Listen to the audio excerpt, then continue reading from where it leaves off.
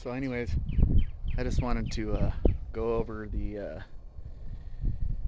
issue with the 5th gen Rav4 2.5.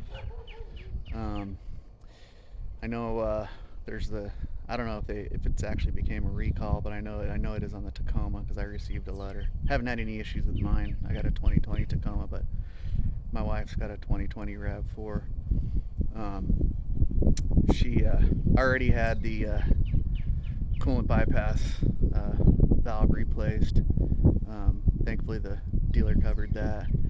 And then recently, check engine light popped up, but it's not your same. So don't go thinking it's the one that you can't get to go away. Take it to the dealer and all that good stuff. That's most definitely the bypass valve. This here is if you get, it'll say it's the P code.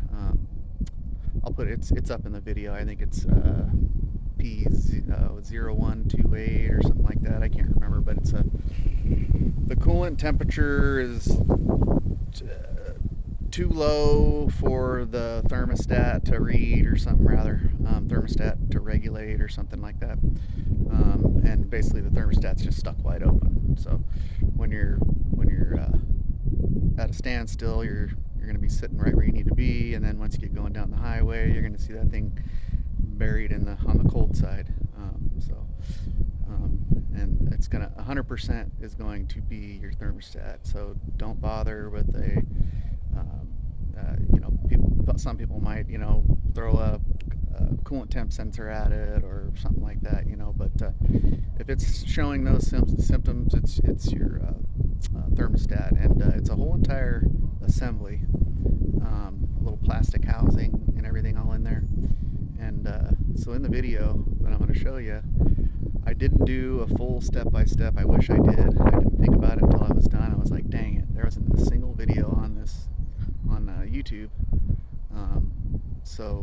But it does go over pretty much how you would do it. I mean, if you're fairly handy with a wrench. And you're going to save yourself a ton of money. I think Rock Auto had the part for $40, and go down and get yourself a jug of the pink, and you're good to go. So anyway, stay tuned, and this is for the 5th gen 2.5. Keep that in mind. So now, why there's not a single video out there on this? There's one guy doing a Camry or something, I think from the Philippines, and I wish I would have showed you the whole walkthrough, but what this is about is when you get your coolant temperature level, or coolant temperature is too low. Can't remember what the P code is off the top of my head right now. Anyway, you don't need to take it to the dealer. There is a way to do this. So there we go. That's the unit right there. And you're going to come up through this cross member. That sharp ass fucking metal. So hopefully you got skinny arms. If not, it could be a challenge. But anyway, that's what we're looking at. You got your 2 bolts, one on the bottom, one there on the top. You got your connector right there. Bolt her up, put your side hose on, lower radiator hose on, fill her up, you're good to go.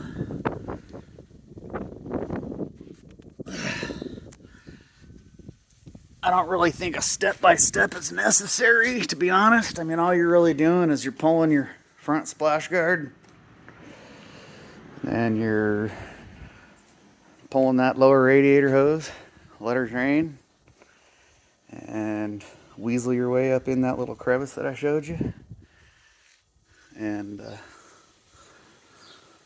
you're done. Let me tell you, it's a bitch. Whew!